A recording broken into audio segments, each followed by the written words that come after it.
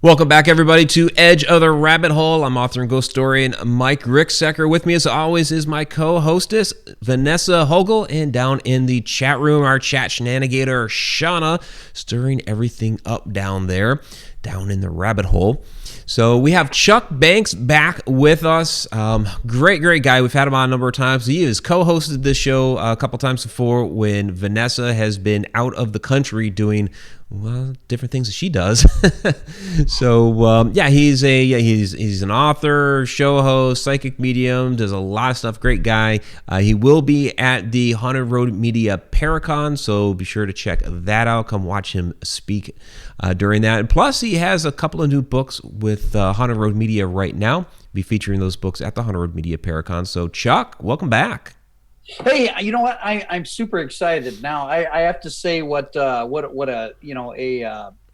guest said a couple weeks ago. I just want to say that you're both smoking hot tonight, and I'm excited to get this baby rolling. Mike, we can't help it, can we? Chuck, you devilish man, you. Yeah. I know. It's making us blush. I have horns, right? That's right. My cheeks are turning the color of Vanessa's hair. That's right. Yeah. True story. Yep. I always enjoy doing that, to Mike, especially in the chat room. And, Shana, she's going to begin to think that Mike and I have something going on. But, I'm an equal opportunity, lover. So I love right. y'all. Yeah, you know you like a big guy. We love you, too. And I'll never tell. Don't ask, don't tell. What stays in the rabbit hole. Right? Yeah. Yes. Oh, my God. Yeah, what happens at Haunted Road Media stays at Haunted Road Media. For sure. Coffee. Yeah. Right. Haunted Road Roasted helps you hunt ghosts. Helps you hunt ghosts.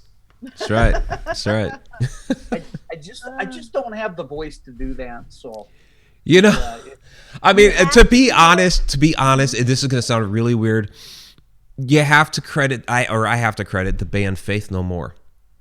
There's first track on their Angel Dust album, which came out, I think it was in '92. I was in tech school at the time. I bought it. And there's a song at the very beginning, Land of Sunshine, first track. And he does, they have some really goofy songs in there. And in the middle, they just kind of cut the music and he goes, "Here's how to order." And so I just, singing that song, learned how to kind of do that voice a little bit. So Mike Patton, there you go. Shout out for you. That's Mike awesome. Patton. Yep. I have a little bit higher voice, and it is funny in class this week. I'm sitting there and I'm all excited and I'm talking and I squeak, and everybody just laughs. All my students laugh, and I'm like, oh, one of these days I'll pass puberty. I'm gonna one up there. I hate being a one upper, but I'm gonna do it. I used to work for a different pediatric dentistry, and we had to use walkie-talkies, and I hate the way I sound. I hate my voice. I hate my accent. And but so everybody else loves it, by the way. It freaks me out. I'm like, who the fuck is this girl? But so when we were on the walkie-talkies, I was always very aware of how I sounded. And so I chose a different way to speak. And to give you an example, I would always do it this way. "I need a dock or a block to room 3, please. Dock or a block to room 3. Not knowing I was going to get the 1-900 voice award at our next meeting. Yes, that's me. Porn voice. Nice. Yeah. It happens. It happens. So mad skills, baby, mad skills. So Chuck, tell us about these new books that the couple that just came out. They're second editions. They're basically reprints, and we kind of spruced them up a little bit. And you have some new ones coming out. But Midwest Paranormal Road Trip and Death the Saga. I mean, Death the Saga was massive. You have so much content in there. Let me bring those up here real quick. There they are. So what do we have going on here? Death the Saga was perhaps if you want an experience where you truly see me open my soul, it's that book. And looking back and kind of reading through it, I chuckle a little bit, no pun intended. I said chuckle with Chuck, but You know, it's one of those things where, you know, I intended to write one book, and that book was supposed to be Paranormal Experiences: Death: The Final Frontier, and it's basically part one of Death: The Saga. And you know, I had a lot of fun, and it was very therapeutic, you know, to write about it. If you've ever lost a loved one, if you're going through, you know, the sickness and your loved one's getting ready to pass, it's definitely the book for you. And it's kind of what I would describe of, you know, as a kind of a psychotic roller coaster, you know, of nerves. At one point you'll be laughing your ass off. At the next point you're going to be crying. At the next point you're saying, "Holy crap!" You know, did Chuck just walk out of a Zach Bagans museum or whatever? I don't know. Anyway, but it truly is my heart and soul. I had a lot of fun writing it, and I definitely wanted to give my baby to the world to you, Mike, because you know, I know that you'll take care of, you know, my story, you know, even well past you know, my life. And it's one of those books. The Midwest Paranormal Road Trip was a lot of fun to write. You know, it goes over roughly, I think, 14 different haunted locations in the Midwest, most of them in Iowa. And it just kind of gives you kind of a historical take, a psychic medium trait, and then also, you know, just kind of the, you know, the contact information, you know, where you can talk to those people. And that damn picture, Mike, is pretty doggone epic. It's me walking out of the Dumas tunnel, and I still got to get you and Shana and Vanessa and all you folks up to Dumas. You know, it talks about the you know, the headless lady, and I did do some you know, some history and some digging up, and there was a lady named Elizabeth that was beheaded in a train accident, you know, in the mid 1900s in that area. So it's really exciting to be a part of it. And then we have some new blood coming. I believe probably in July, the Midwest Paranormal Road Trip 2, the Short Bus Diaries, and not only is it my experiences, but it's also my great teammates, you know, Nick and Sue Pashusta, and you know, Brian and Amy Kuhn, and then the whole Short Bus group. It's a lot of fun to write. You know, I've written other books. I'm going to be focusing in with Haunted Road Media with my paranormal books, and then, you know, I keep my spiritual and my politics out of Haunted Road Media, because I don't want people to punch Mike in the face. You know, it's one of those right. Nah, it's all good. We have I want to get to a couple of super chats here real quick. So we had David Y. Let me scroll back up to his comment. So he said, "Vanessa, you sound beautiful and look it too." So David Y was complimenting you. There was a $5 super chat before the show from BD Flint, which I missed at the very beginning. So thank you, BD Flint. And a $10 super chat from Tom McNicholas says, "Woohoo, it's Chucky. He's the man." Back off, Jack. Chucky's back. I love Tom.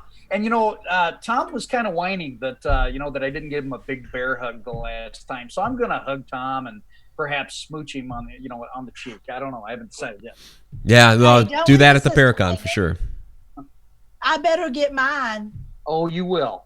Okay. There's less of me to hug. Yeah. Well, yeah. You know what? It's interesting. You know, I am wearing pants. You know, I'm sure. Not. Mike, I've actually lost 32 pounds. Hey, congratulations! Awesome. Yeah. So. I was going to tell you, it looks that way through your face. Yeah, it does. Walking a lot of miles, doing that sort of stuff. So great, great, doesn't it? Yes. That's I've lost since January 5th. I've lost 29. Nice. And it's nice.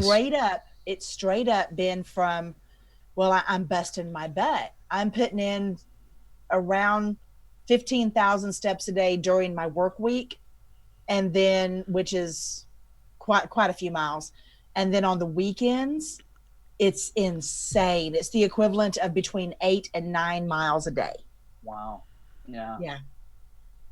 It makes you feel so much better, you know, even if it's 5 pounds, folks. It makes a huge difference. It does. It really does. My body doesn't hurt as bad. Yeah, that's good. That's crazy. I'm almost 50, but damn, I was hurting. Yes. And I'm not now. I'm like, I can keep up with everybody now. Go me. Well, that's awesome. I'm happy for both of you. I've lost a few pounds too, but whatever. Yes, you have.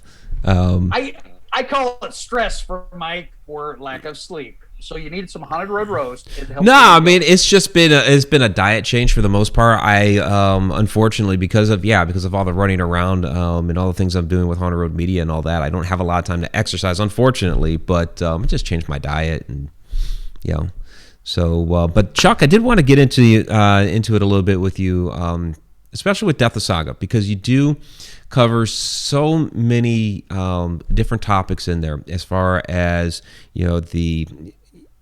going through a death, especially close family members. You talk about your father in there. You have supernatural and spiritual experiences within there. So, for one, I want to kind of get into your motivation of why you wrote it, and then what people can kind of glean from your experiences that are talked about within this book. Sure. I look back, April 30th, 2010, and I kind of see that as my kind of reopening to what we would consider the paranormal, to what we would consider, trying to find the answers to the meaning of life, to what happens, past death. And I had always pondered those questions. My mom, bless her heart, Sally raised me right, and she was definitely open to my wild mind, and sometimes my dad says, son, you have a very vivid imagination, and perhaps this wasn't my imagination. And, with my dad's passing, I wanted so desperately to contact him again, Mike, and again, it was a selfish way to do that. And, the book, again, it was therapeutic. If you look at the first, probably, 4 to 5 chapters, I'm discussing basically everything that I wanted answered, as far as the afterlife and what could have been causing the deep sadness and the grief. You get to one point in Death the Saga when I damn God, when I am so doggone angry that I damn God, I damn everything about him. I was so upset, that he took my dad. And you know what? I got it. I understood. My dad suffered. He suffered the last 5 years of his life. He had roughly 20% of his lung function, and I was very. I did it for very selfish reasons. So I tried to contact him, and lo and behold, I brought in some things and opened some doors, or reopened some doors. Back when I was younger, to a realm that I would call not so nice. And I had no idea that I was, awakening to this thing. And again, I thought Vanessa did an amazing job with her YouTube concept, regarding, whether it's a psychic, whether it's medium, whatever, this labeling stuff. And I'll just say that it reawakened me to a point to where I understood that there was something beyond life, or, this realm of existence. And frankly, some of it scared the shit out of me at that point. I was very, very athletic, believe it or not. I wasn't always, fat. I was a very athletic football coach, a macho dude. And, I was afraid of the dark. And this book basically chronicles me at my most fearful, at my most hateful, at my most, damning point of my life. And then you see kind of you see a change, you see a shift. And again, I ponder, Christianity, Buddhism, the Hindu, the Vishnu, the witches. I had no idea what the hell I was. What was I, a white witch? Was I a spiritualist? Was I, a pagan priest? What was I, the Dark Lord of the Sith? I had no freaking clue. And I was able to get some commonality, to get some rationality by setting the story out there. Which, by the way, Death the Saga is 4 books in one, right? And you can definitely see a shift. You can see a change. Again, as far as the label, I probably wouldn't call myself a psychic medium. I'd call myself more along the lines of a spiritual warrior, and it was smacked in my face to the point to where you know what, I'm going to battle the darkness in my own way. You know what, I have a close relationship with God. I have a close relationship with my family. And you know what, I'm going to kick some ass and take some names while I'm on this planet physically. And you know, this book is just kind of the epitome, the story, my darkest time, my weakest time. And a lot of people, I have a lot of great friends that have been following me a long time, and you know, they remember, oh crap, I remember when, you know, that person came through, you know, on your EVP session and said, Jesus ain't happening, F off. Okay. And it's crazy. It's, you know, I don't know. It's one of those things where I just couldn't make this shit up, even if I tried. And this book kind of just documents, and you know what, if it helps somebody else out, that to know that they're not crazy, because there were a lot of times, you know, writing this book, or even after writing this book, all four, that you know, I was kind of questioning my sanity, you know, and again, this is kind of the battle of you know, good and evil, you know, dark and light. And I'm just glad to be here tonight, sharing that you know what, I've defeated the darkness, and my life is so much better for it. John, let me ask you real quick before we get into anything else.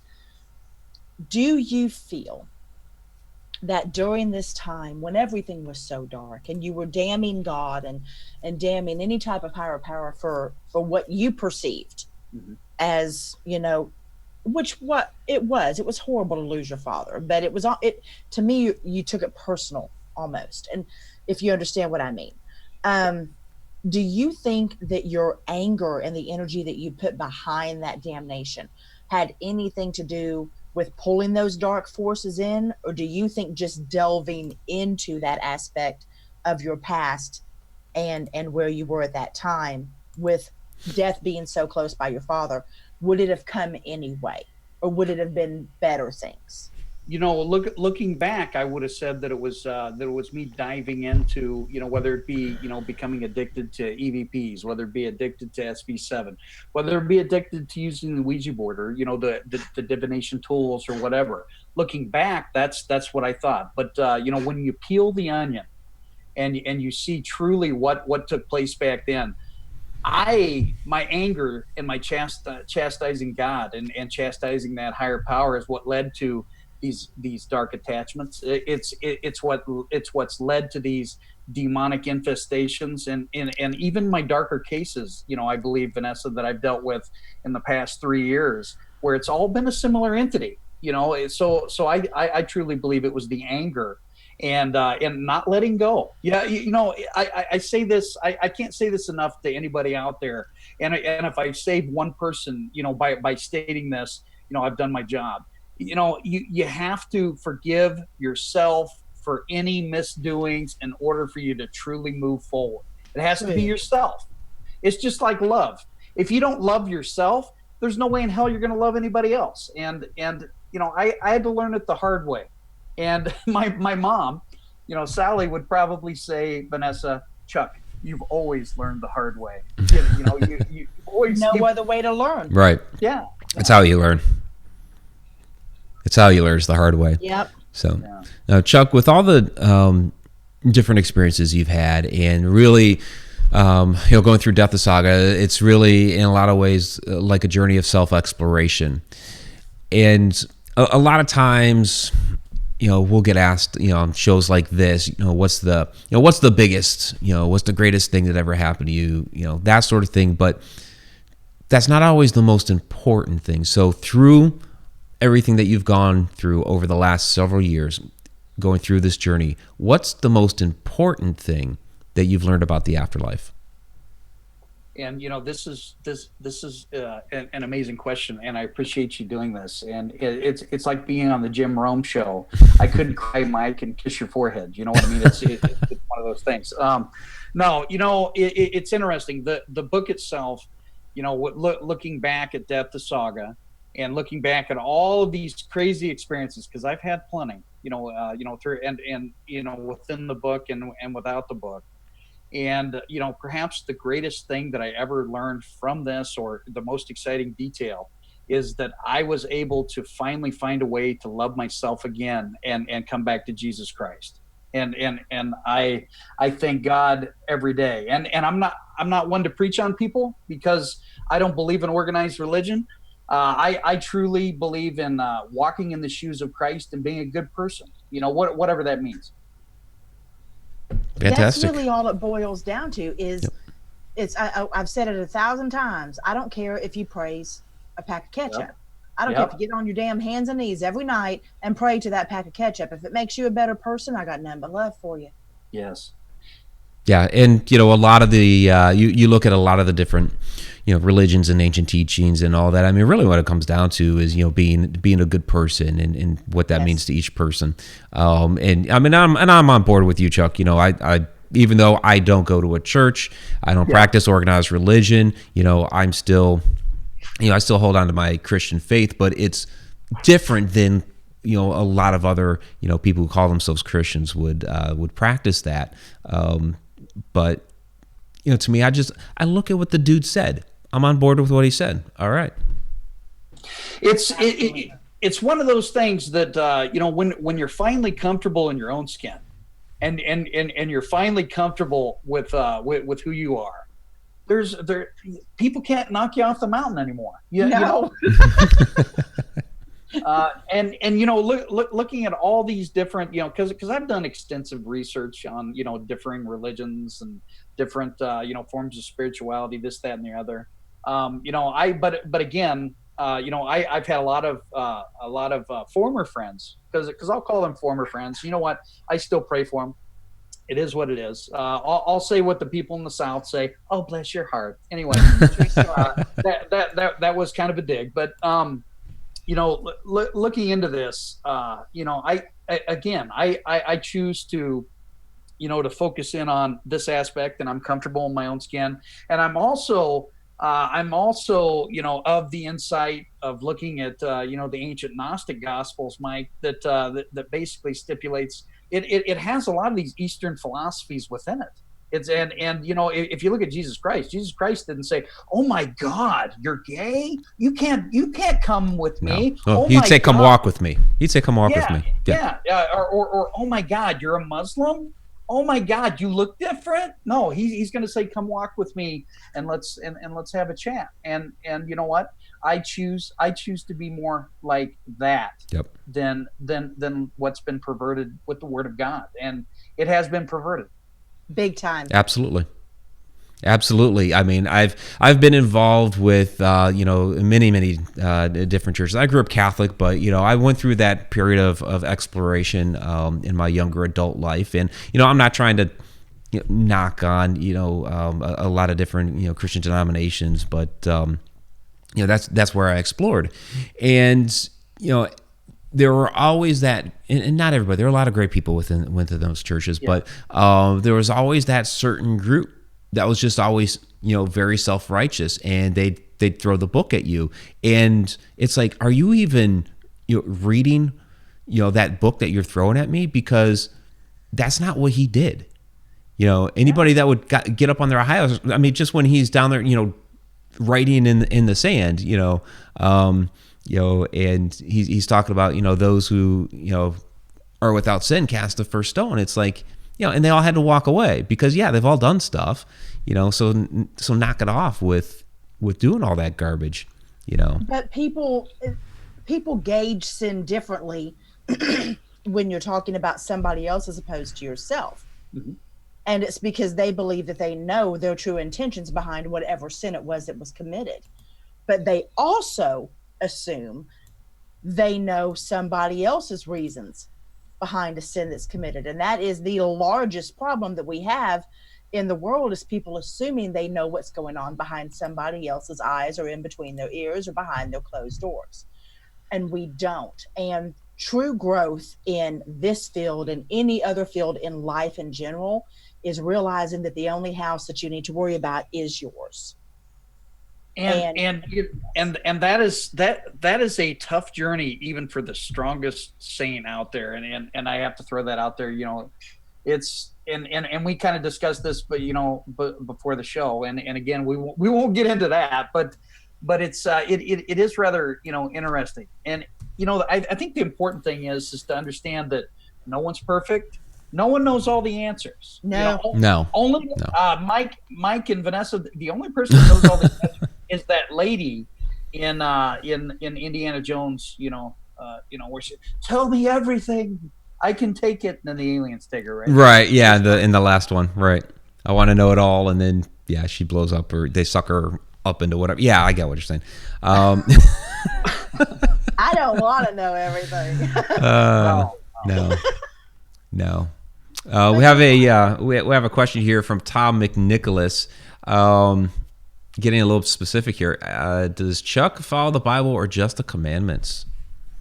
That's interesting. I'll state this. When I look at the commandments itself, which happens to be in the Old Testament, I follow the word of Christ, which says, you know what I mean. If you give me, it's one of those aspects of I've allowed Christ, who died on the cross for my sins, to basically keep me from sin, and I believe in that aspect, and I understand that there'll be some listeners saying, okay, you're being a little preachy, or they're going to say you're kind of trying to go around the answer, or trying to go around the question, and I am just a little bit, but am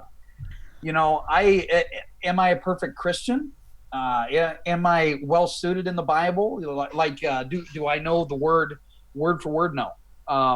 Do I believe in being a good person? Do I believe in trying to refrain from sin? Trying, yes. But I know that I'm not a perfect person. And through I have to utilize through Christ. That's just my beliefs. I hope I didn't run around your question. No, you're good. You're good. Or Tom, I love you, buddy. Hey, we have a $10 super chat from Chipper Terry. Really appreciate that, Chipper Terry. Thank you very, very much. Something I want to ask you. You mentioned the Gnostic Gospels earlier, and I have them sitting on the table in the living room there, along with the Apocrypha. One of these days, I'm going to get to all of that, but it's sitting there so that I can kind of go through it on occasion.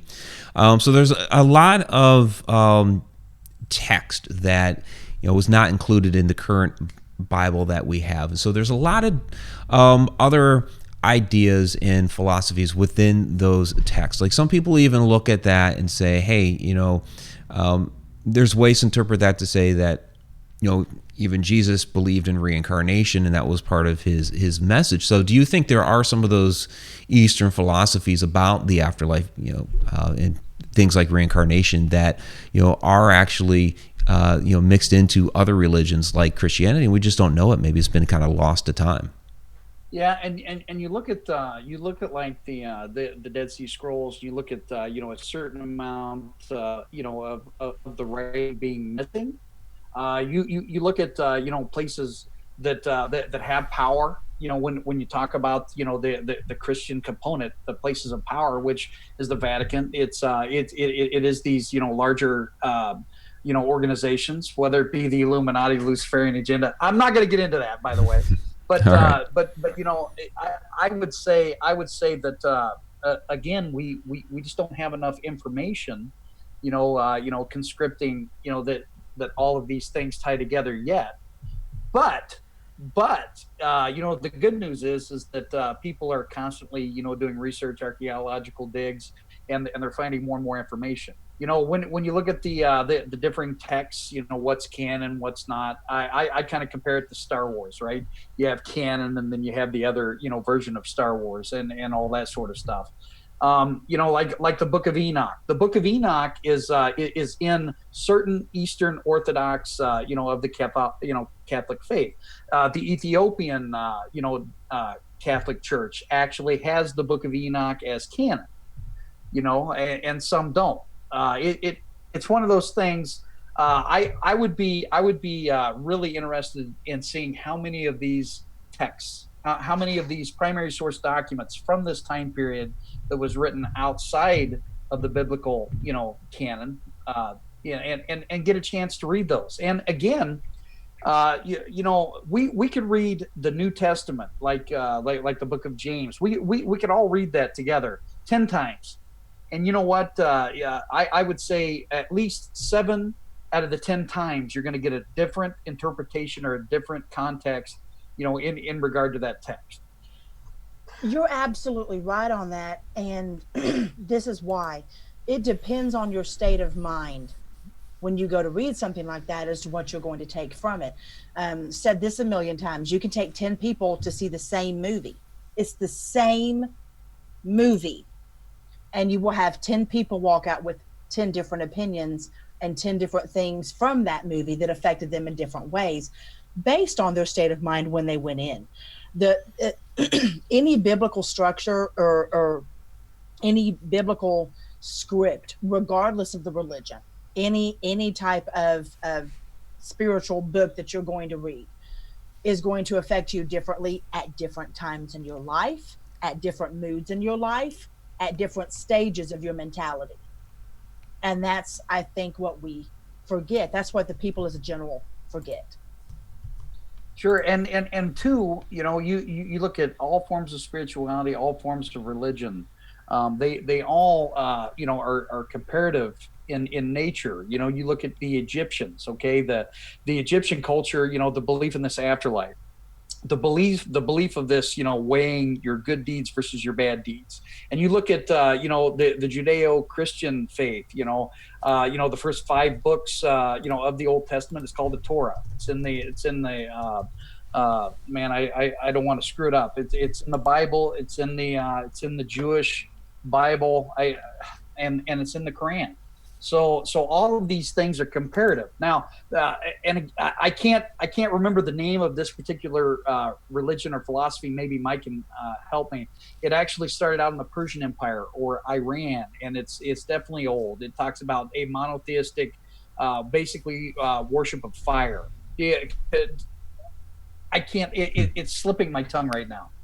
I could have told you probably an hour ago, but there's another comparative, aspect when you look at religion itself. Now, as far as reincarnation, I believe in past lives, and I'm a Christian. Does that make me bad? No, it just means that I'm able to relate to it, because there have been too many synchronicities, too many visions, too many dreams, too many associations with like-minded individuals that we're meeting now, what I mean, via this beautiful thing called technology, that we've had lives together. And I believe that we've had lives together because there's a strong bond and a tie. Yeah, absolutely. And we have a question down in the chat that ties into that. First, I do want to recognize a $10 super chat from Joe Chandler. Thank you very much, Joe.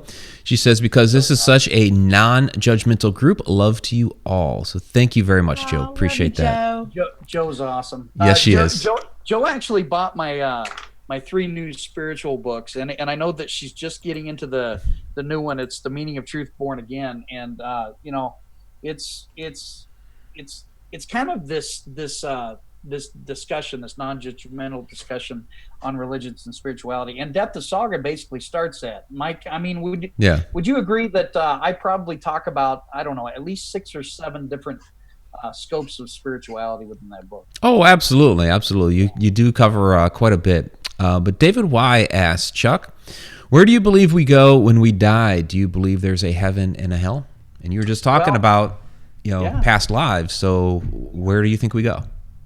I believe that the worst of the worst go to what we call hell.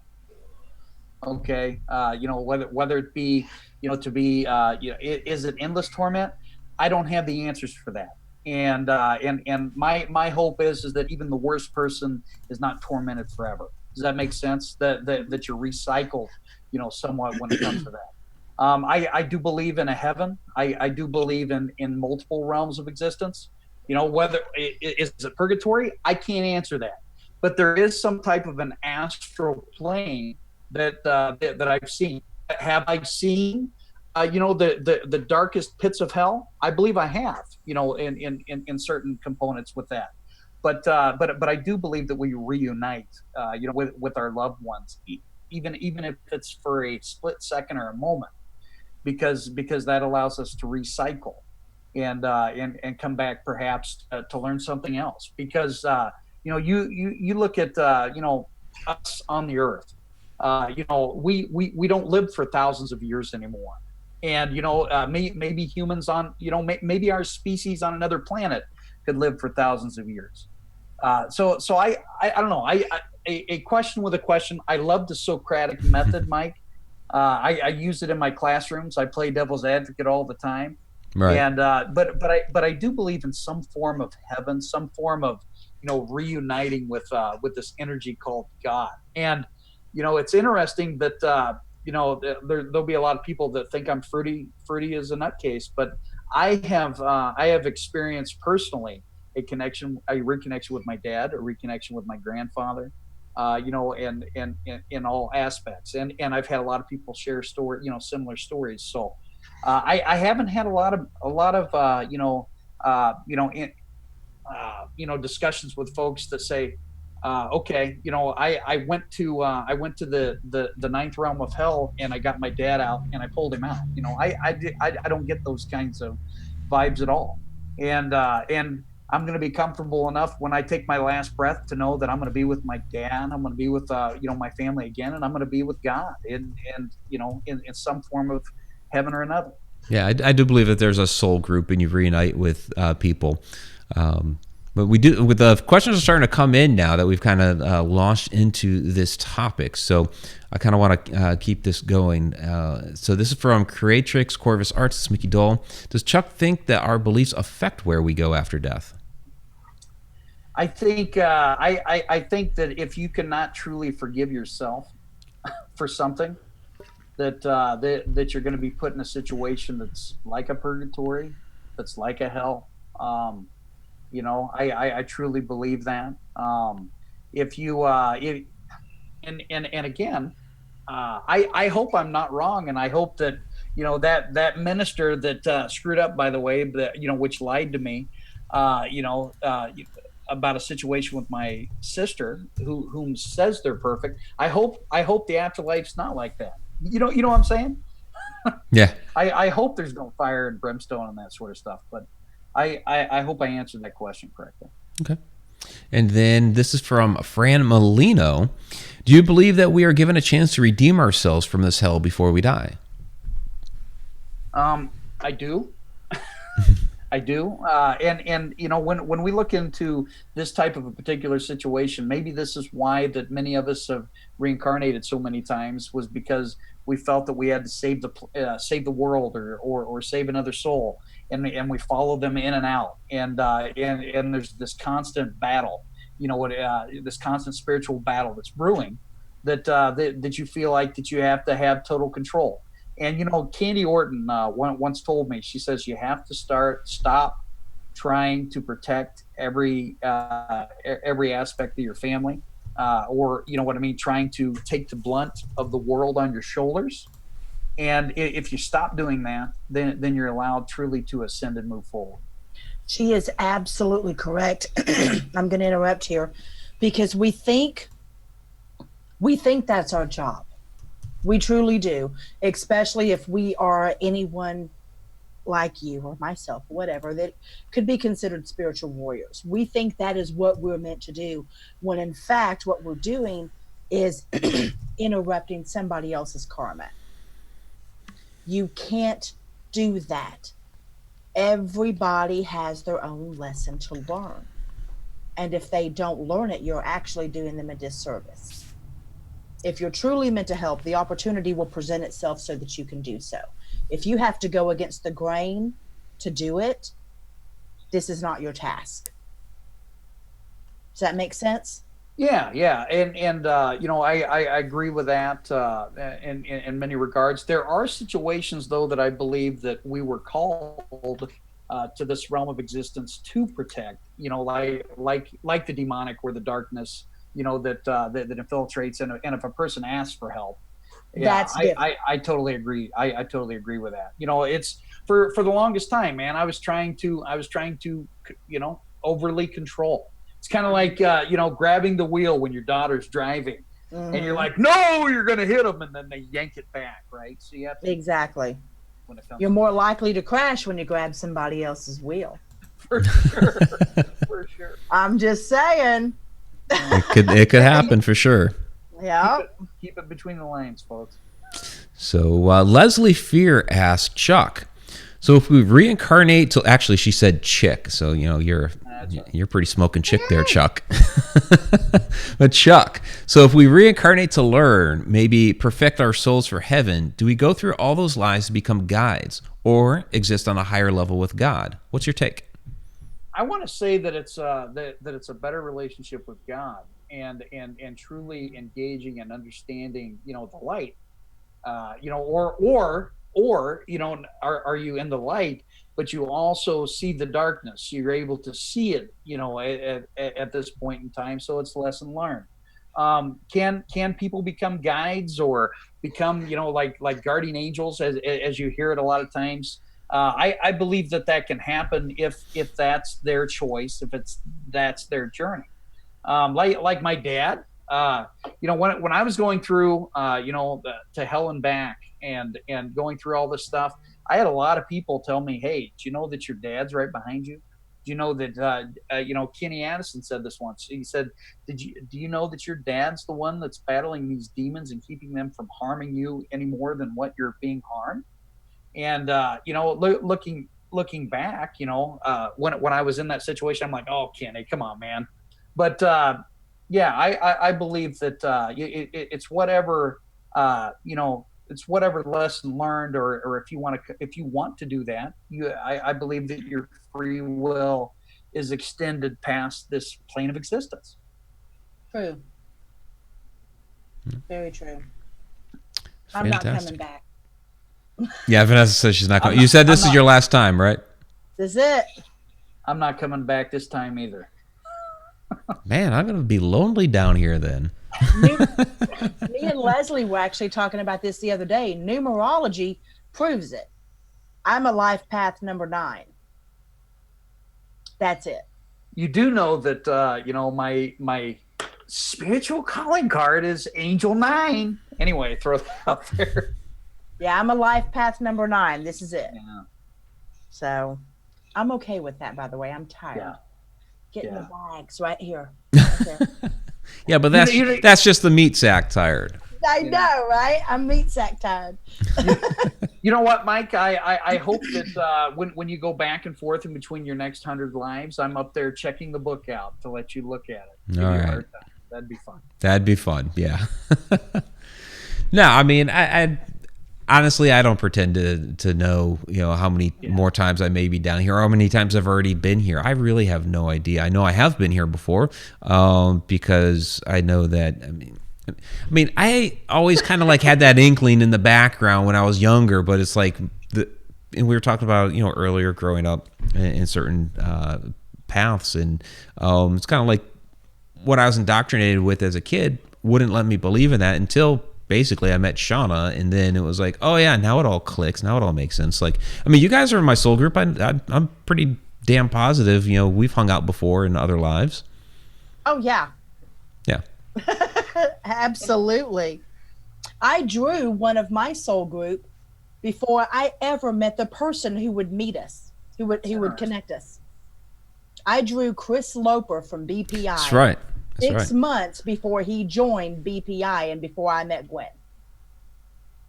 Yeah, isn't it amazing too? Like, I've had dreams, and the scientists always say, okay, anytime that you have a dream, it's somebody you've seen either on TV, on the internet, or you've seen them physically. And I've had dreams, of different people that I'll meet that I didn't see them on TV. I've never met them. And, so it's one of those things where you're like, oh my goodness, something's real here. Have you two ever been in a situation where you're like, I cannot stand that SOB, and I'm telling you right now, the energy's friggin' terrible, but it's like you knew them. Oh yeah. Yeah. I actually had that. a 9-year-old patient that I had to get up from. Wow. And go and get somebody else to work on him. This is years ago, because the evil coming off was more than I could take. Man. Wow. So Vanessa, just to let you know, Shana says, after our epic hug last June, I'm definitely convinced that we've met before in past lives. Absolutely. Yeah. Absolutely. I got around.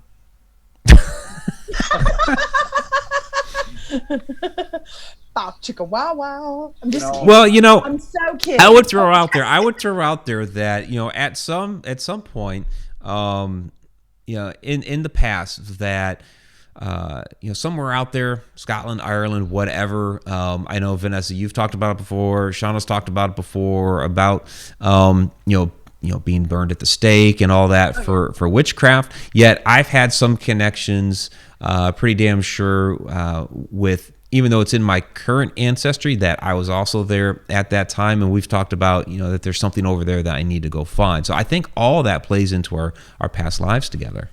You touch on something really important, and I would love to know Chuck's his opinion on this.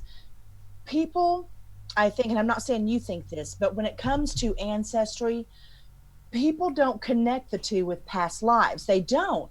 When in actuality, you could have very well been one of your ancestors. I have to interject there. Okay, Scott Banks died in Vietnam. Okay, he passed away in Vietnam in 1967. And what's interesting is when I see him, we have the same nose. But we're the same ancestry. But I always get pain, down around my abdomen area, and then also, and I have a what do you call it, a birthmark down there. He was shot in the stomach and he died there. And you know what? When I read his name on the Vietnam Wall, it felt weird. Yeah, it felt weird. When I went, and I'm not saying I'm Billy the Kid, folks. I'm not saying it by any stretch of the imagination. But when I visited William Bonney's grave, I felt like I was home. When I was at Abraham Lincoln's gravesite, I felt like I was home. Now, it doesn't mean that I was those particular people. It could have meant that I was in their circle somewhere. Exactly. Yeah, you had some sort of connection to them, sure. Yeah. Exactly. But people shouldn't automatically assume that their past life had to be somebody other than their actual ancestors. When I can trace my ancestry back to the 1400s minimum. Yeah. So I know for a fact I was one of them bitches. At some point, or one of the guys, who knows, aside from the other lives I've lived, I know that.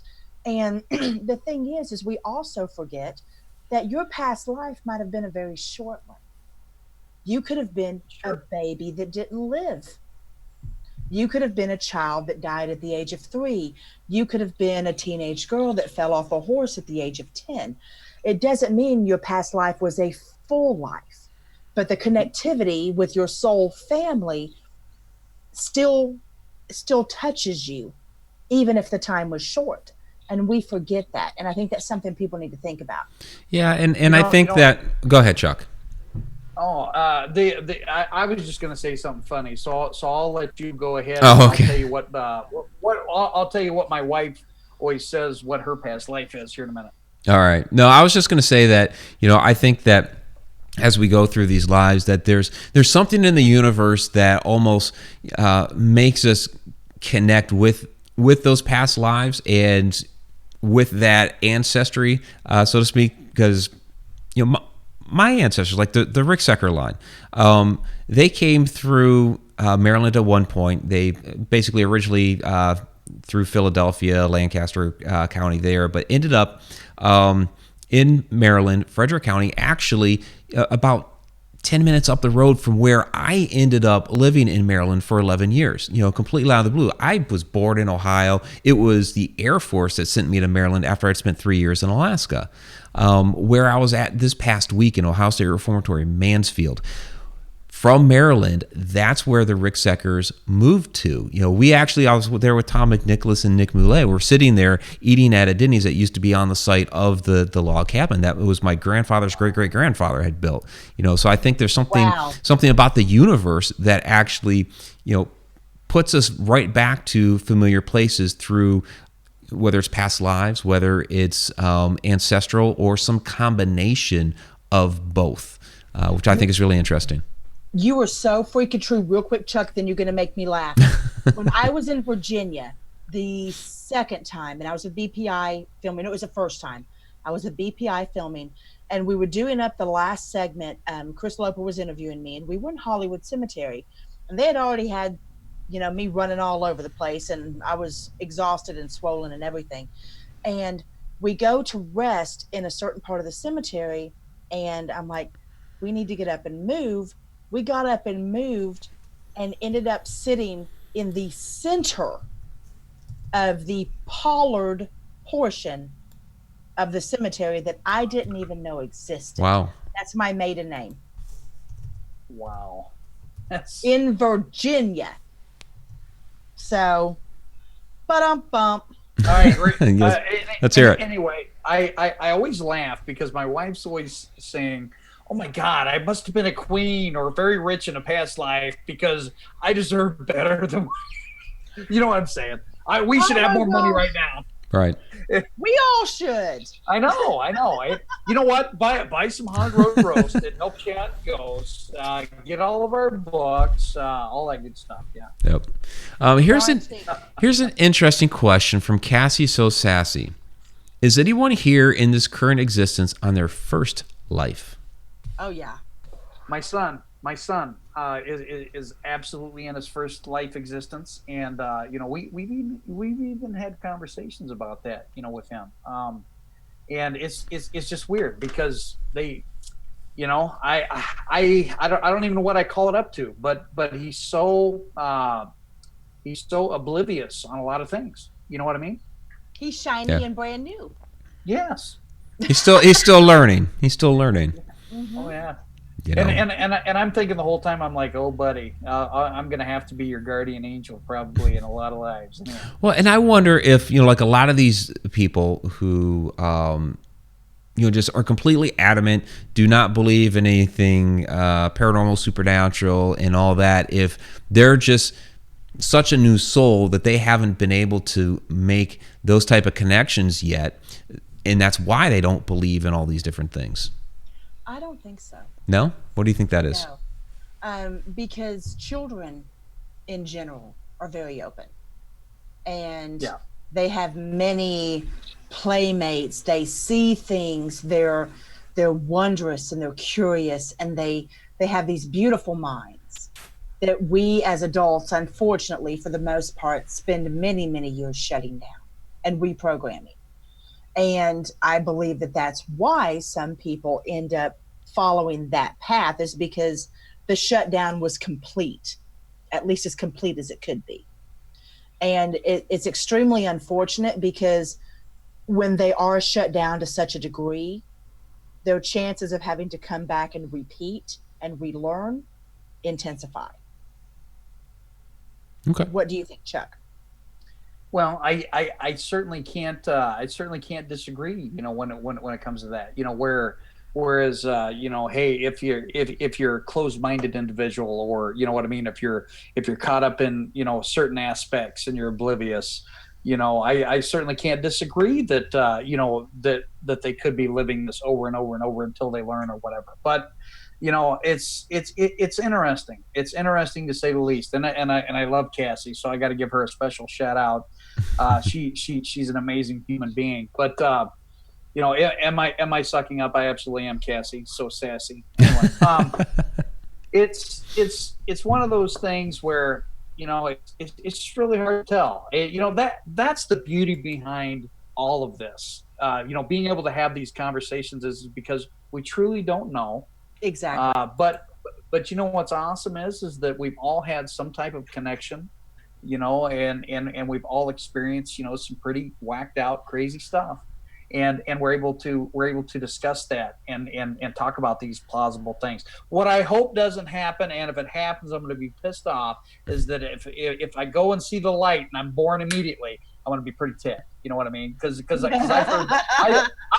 heard that it floats around. What's your theory? Oh my goodness! When you die, the light that you see is you being born again. I'm like, oh yeah, that's the.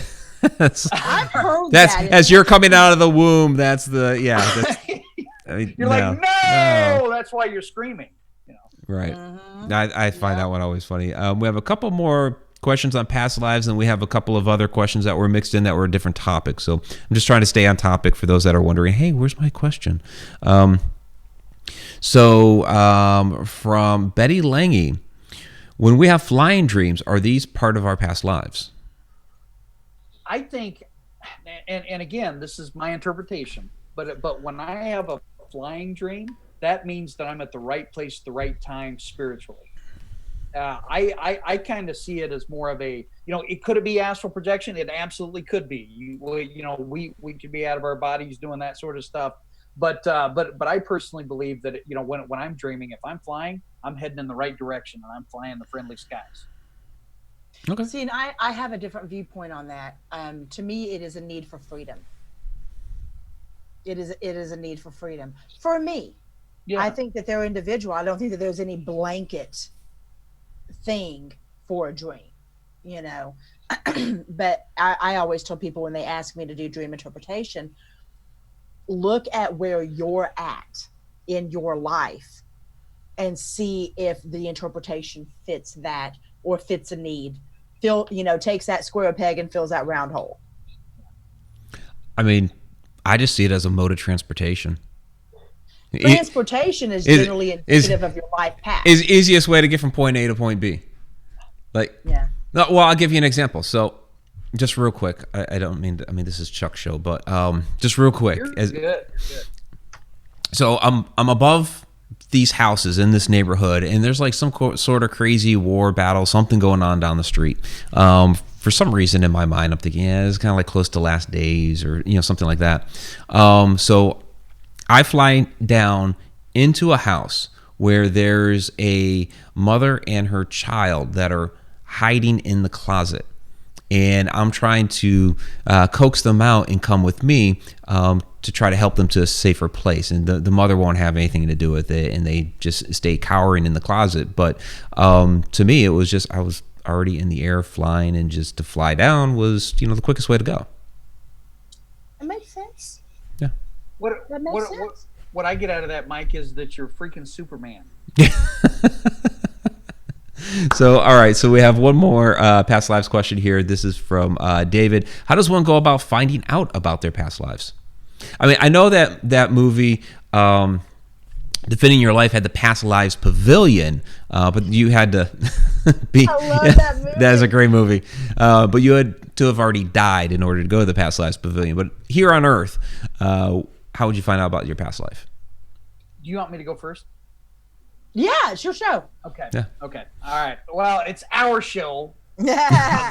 Anyway, I had the greatest experience with Ash Core. She's a psychic medium out of Ireland, and she did a past life regression on me, and it made sense, and a lot of the dream interpretation and stuff really came out. I actually spent a lot of time researching the Akashic records, I've meditated on it. I've talked to a lot of people on that. Do I believe it? 100%? I don't know. I think the jury's still out on that. But there are some great individuals. There's some people that do hypnosis and dream studies, and they seem to be getting some really valuable information. On past life stuff that you shouldn't be coming out of your mouths. And when I see the scientific aspect of this, on these research studies and this, that, and the other, I believe that it's inherently possible. There's a lot of times that things will come to me, and if I don't say them outright, spirit kicks me in the proverbial nutsack. And a lot of these things have to do with past lives and things such as that. So I think it's one of those things where you have to be grounded. You have to have a connection with a medium or a light worker that does those sorts of things, and then your answers can be had. Very cool. Me to Go for it. Okay.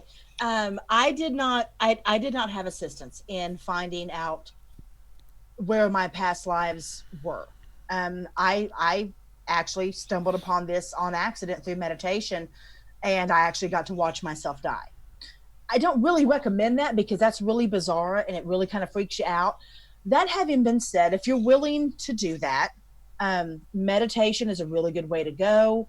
As long as you write it down, the littlest, teeniest, tiniest information that you get through meditation or through a dream state, compared to what you feel today, especially your fears.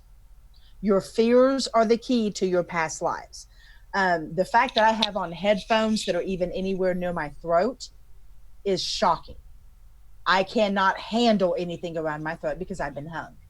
So you have to be willing to see the unpleasant in order to get the answers. And you can do that, but do it slowly. Don't be me.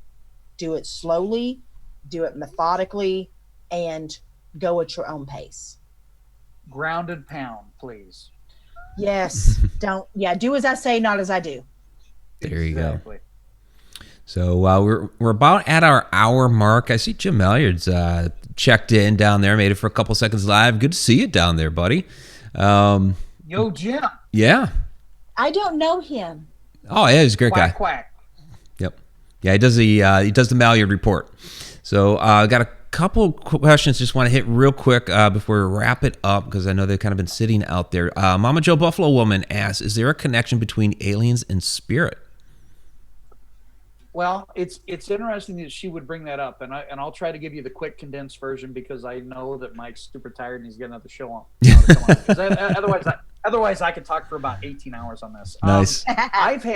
I've had more past life dreams being at a different solar system than I have on Earth. So I absolutely believe that there could be some interpretation with this. Now, I again, I'm open to interpreting, any methodology, whatever. But I have a tendency to attract a lot of interdimensional or alien energy. And could this be because of my past lives? Absolutely. Or as the fire and brimstone preachers, they're probably saying that I got demons behind me, but which I do not. So I don't know what's that down the hall. That was a quick version. Oh.